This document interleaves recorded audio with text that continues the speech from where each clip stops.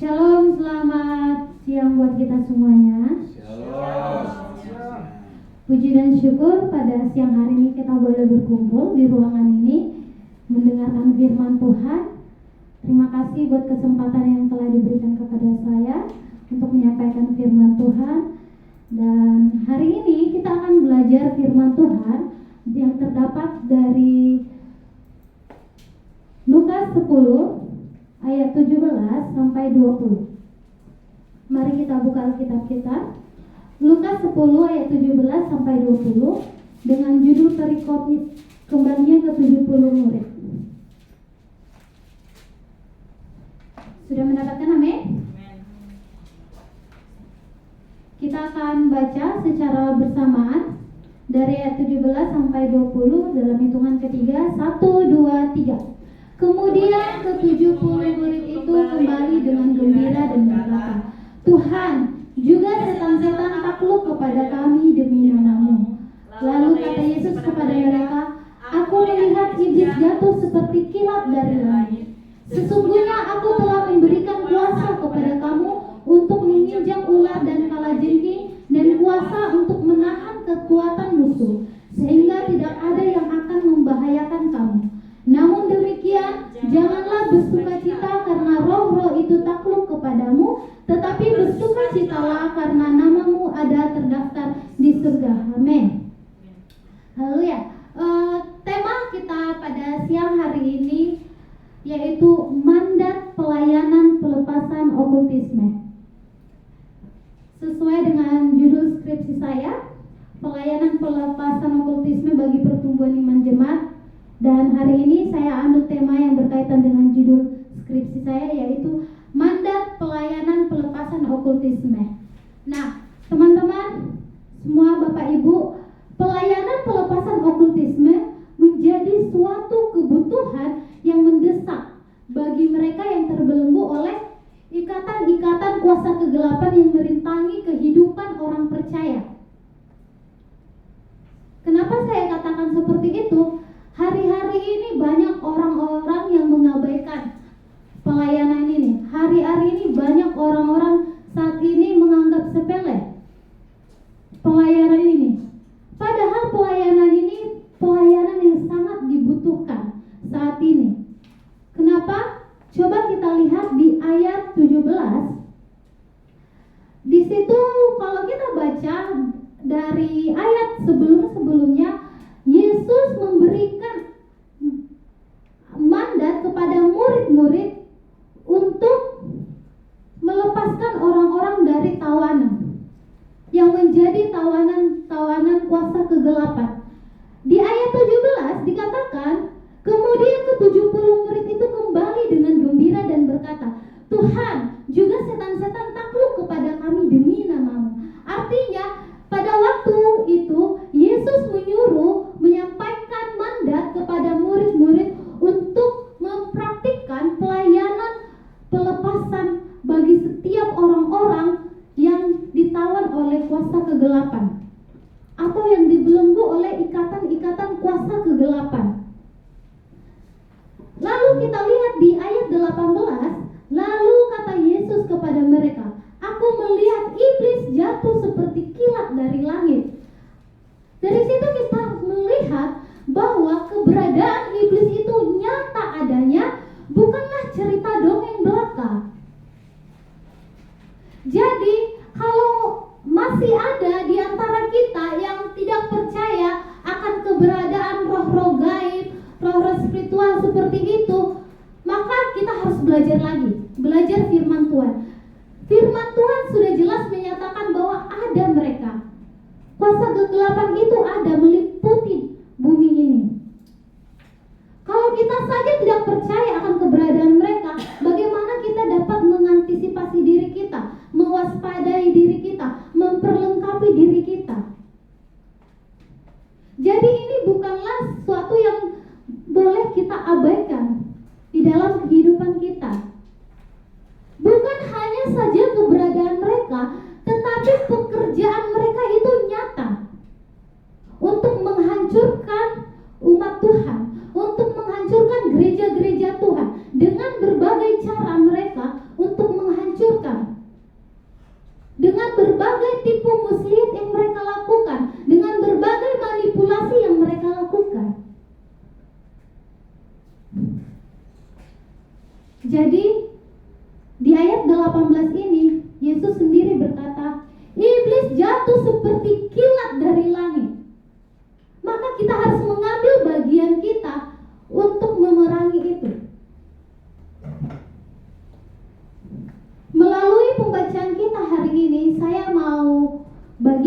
buat kita semuanya, ada dua kuasa yang diberikan Tuhan Yesus sebagai amanat agung atau mandat buat kita orang-orang percaya, bukan hanya hamba-hamba Tuhan, tetapi semua orang-orang yang sudah menerima Yesus sebagai Tuhan, dan khususnya bagi gereja-gereja.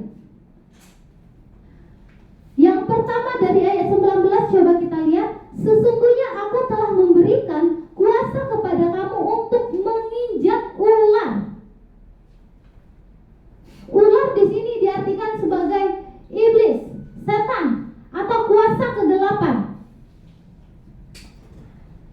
Menginjak ular artinya, kuasa pertama yang saya ambil dari pembacaan kita di ayat 19a ini yaitu kuasa untuk melawan. Yang pertama adalah kita diberikan kuasa untuk melawan kuasa-kuasa gelap, penghulu-penghulu udara yang mencoba menjatuhkan umat Tuhan, yang mencoba menggagalkan rencana Allah buat umat Tuhan. Tapi nyatanya saat ini kuasa untuk melawan itu tidak dipraktikkan dengan baik, melainkan menyerahkan diri. Banyak di antara kita malah menyerahkan diri, bukannya memberikan perlawanan kepada kuasa kegelapan itu. Misalnya, banyak saat ini bukan hanya orang-orang di luar Kristen, tetapi orang-orang Kristen yang terlibat praktik-praktik okultisme atau praktik-praktik yang berkaitan dengan kuasa kegelapan, yang menurut mereka itu memberikan keuntungan bagi mereka, tetapi secara tidak sadar mereka sudah terlibat, sudah membangun ikatan dengan kuasa kegelapan. Banyak sekali contoh-contoh praktik okultisme yang kita ketahui. Contohnya spiritisme, atau orang-orang yang percaya kepada benda-benda, bahwa misalnya mereka benda-benda tersebut memiliki roh, atau kepada pohon-pohon, atau juga yang percaya kepada santet, menggunakan ilmu-ilmu kuasa gelap untuk meraih kesuksesan, untuk mendapatkan kekayaan, untuk mendapatkan hal-hal yang diinginkan, atau memikat lawan jenis. Banyak praktik-praktik okultisme saat ini terjadi, dan tentunya di kalangan anak muda banyak sekali. Saat ini kalau kita lihat di media sosial, contohnya di aplikasi TikTok ataupun YouTube, banyak sekarang praktik-praktik okultisme dilakukan secara terang-terangan, seperti ramalan-ramalan, hipnotis yang sekarang dinormalisasikan sebagai suatu hiburan, padahal itu adalah pekerjaan kuasa kegelapan yang mencoba memanipulasi manusia seolah-olah itu adalah hanya sekedar hiburan. Tetapi ketika kita sudah membangun keyakinan, kepercayaan kita kepada praktik itu, secara tidak sadar kita juga terikat dengan kuasa kegelapan. Banyak sekali saya lihat saat ini juga ada yang percaya kepada zodiak-zodiak, ramalan-ramalan tentang percintaan, keuangan, ekonomi, masa depan. Seolah-olah kita orang percaya ini tidak ada pengharapan, tidak ada kepercayaan kepada kuasa Tuhan. Itu adalah contoh-contoh praktik-praktik okultisme yang saat ini terjadi di kalangan anak-anak muda. Saya mau ada sedikit ilustrasi, gambaran tentang praktik okultisme ini. Ada seorang laki-laki yang kita samarkan namanya, mungkin kita kasih namanya Ricky ya. Bukan Ricky Situmorang, ada namanya Ricky. Ini nama samaran aja. Jadi ini adalah laki-laki ini berumur 42 tahun. Dia berasal dari Pulau Sumatera Utara.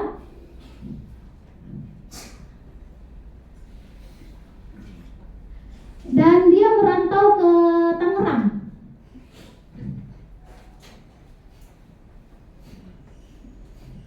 Dia merantau ke Tangerang dengan meninggalkan anak dan istrinya di Sumatera Utara.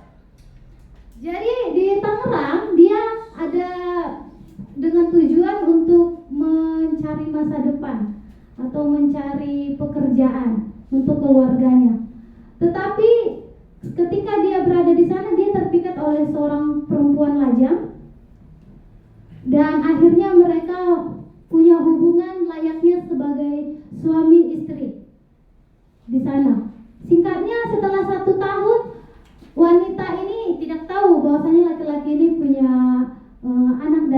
anak dan istri di Sumatera. Jadi dia di sana akhirnya setelah 1 tahun, wanita ini kita katakan bernama Susanti contohnya.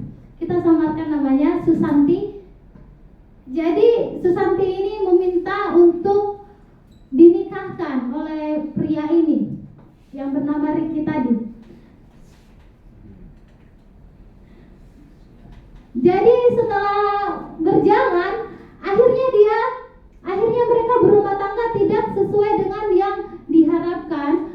Wanita ini dan laki-laki ini diberkati di sebuah gereja dan mulai menjadi anggota jemaat di sebuah gereja. Tetapi ketika suatu malam wanita ini berdoa menyembah Tuhan, suaminya merasa tidak nyaman mendengarkan doa atau pujian-pujian penyembahan. Awalnya perempuan ini berpikir mungkin karena berisik, jadi dia keluar kamar untuk berdoa di ruang tamu dengan suara yang pelan. Tetapi suaminya begitu marah, seperti tidak normal marahnya hanya karena berdoa saja. Ini membuat dia merasa ada sesuatu yang janggal seperti itu. Dan akhirnya singkat ceritanya, dia minta didoakan oleh seorang hamba Tuhan. Dia bahkan membujuk suaminya untuk mau didoakan oleh seorang hamba Tuhan. Dan akhirnya dengan berat hati suaminya mau didoakan. Ketika di dalam doa pujian penyembahan, suaminya didoakan sampai dia bermanifestasi mengeluarkan busa dari dalam mulutnya, sampai dia pingsan, tidak sadarkan diri ketika didoakan. Tetapi saat dia sadarkan diri, hamba Tuhan ini diberikan penglihatan oleh Roh Kudus bahwasanya dia memiliki banyak sekali pegangan. Artinya seperti dia ada jimat, ada simpanan untuk perlindungan dirinya, seperti itu. Tapi dia tidak mengakui. Lalu berdoa lagi, berulang kali terjadi yang seperti itu, sampai akhirnya dia mengakui bahwasanya dia menyimpan ada kris di dalam rumah mereka. Ada kris untuk perlindungan, ada juga bulu harimau untuk kekebalan tubuhnya, dan juga ada wangi-wangian dan air bekas permandian mayat disimpan untuk memikat wanita. Seperti itu. Jadi akhirnya dia mengakui semua dosanya di hadapan istrinya dan para hamba Tuhan pada saat itu. Dia mengakui bahwasanya dia ternyata sudah punya istri dan anak. Sementara istrinya tadi yang bernama Susanti tidak tahu bahwasanya laki-laki ini sudah berkeluarga. Dan akhirnya juga dia mengakui bahwa dia sering memelet gadis-gadis di bawah umur. Dan selain itu, dia juga mengakui sudah beberapa kali memperkosa wanita. Dan akhirnya dengan pengakuan, doa dan pujian penyembahan, akhirnya laki-laki yang bernama Ricky tadi ini dipulihkan oleh Tuhan. Tapi dengan bercucuran air mata, di sana semuanya akhirnya mereka dilepaskan, yaitu diperdamaikan dengan tidak melakukan hubungan rumah tangga perzinahan kembali. Artinya supaya laki-laki ini kembali kepada keluarganya untuk menjaga anak dan istrinya di Sumatera. Dan juga Susanti dan Ricky ini tadi sudah dipisahkan dan diperdamaikan. Seperti itu. Jadi kalau kita lihat dari kisah ini, ternyata banyak sekali orang-orang yang sadar tidak sadar mereka sudah terlibat praktik okultisme. Banyak sekali orang-orang saat ini membutuhkan pelayanan ini. Tetapi kita sebagai hamba Tuhan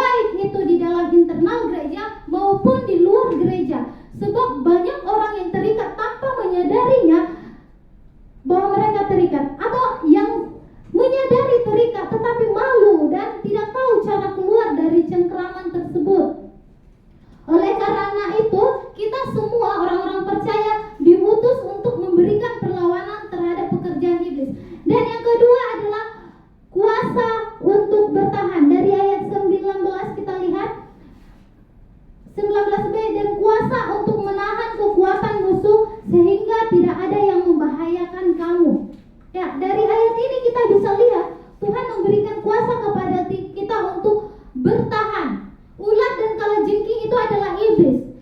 Sekalipun iblis dapat mendesis atau ular itu dapat mendesis, tapi tidak mampu menyakiti kita. Artinya, sekalipun iblis itu dapat melakukan penyerangan balik atau serangan-serangan balik, ancaman-ancaman balik atau intimidasi terhadap kita, tetapi itu tidak mempan buat kita karena kita ada kuasa Tuhan yang ada di dalam diri kita. Karena itulah yang Tuhan berikan buat kita. Jadi jangan takut dan gentar ketika dalam pelayanan pelepasan atau praktik-praktik pelayanan pelepasan ini kita lakukan. Banyak orang-orang yang merasa dirugikan dengan pelayanan kita. Jangan takut. Selama kita berjalan dalam kebenaran, maka Tuhan yang akan menyertai kita. Amin. Amin. Tuhan yang akan menyertai kita. Sebab jika Tuhan Yesus ada di pihak kita, siapa yang dapat melawan kita? Katakan, roh Tuhan ada padaku, maka aku tidak akan takut. Sekalipun ada niat jahat manusia, sekalipun ada niat jahat kuasa kegelapan mencoba menyerang, menghancurkan kita, tetapi berdirilah teguh di dalam kebenaran firman Tuhan. Sebab roh Tuhan ada di dalam kita. Amin. Amin. Jadi ada dua kuasa yang diberikan, yaitu kuasa untuk melawan dan kuasa untuk bertahan. Dengan demikian, firman Tuhan menjadi pegangan bagi kita orang percaya yang sudah menyatakan kuasanya bagi orang-orang yang dipanggil. Kita semuanya dipanggil untuk melayani. Kita semuanya diutus untuk melayani, membawa kabar baik bagi mereka yang menjadi tawanan iblis. Pelayanan pelepasan menjadi mandat dan amanat agung Yesus Kristus yang memberikan kepada kita kuasa. Oleh sebab itu, mari teman-teman, Bapak Ibu, bukan hanya hamba Tuhan, bahkan gereja-gereja Tuhan, semua kita orang percaya diberikan kuasa.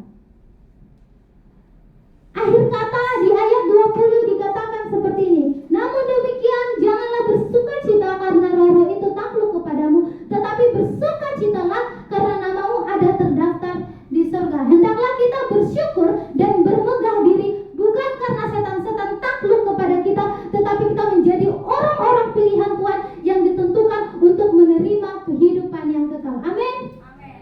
Amin. Demikian firman Tuhan pada siang hari ini. Saya percaya semua kita menjadi orang-orang pilihan Tuhan yang diutus kemanapun kita akan pergi dan melangkah. Sesudah ini nanti, sesudah kita selesai wisuda, kita selesaikan pendidikan kita, marilah untuk terus berpegang dalam panggilan Tuhan, berdiri dalam panggilan Tuhan. Jangan pernah tinggalkan apa yang sudah engkau dapatkan di tempat ini. Mari kita beritakan firman Tuhan dimanapun kita berada. Menjadi gaya hidup adalah penginjilan buat kita. Amin. Amin. Ya, puji Tuhan.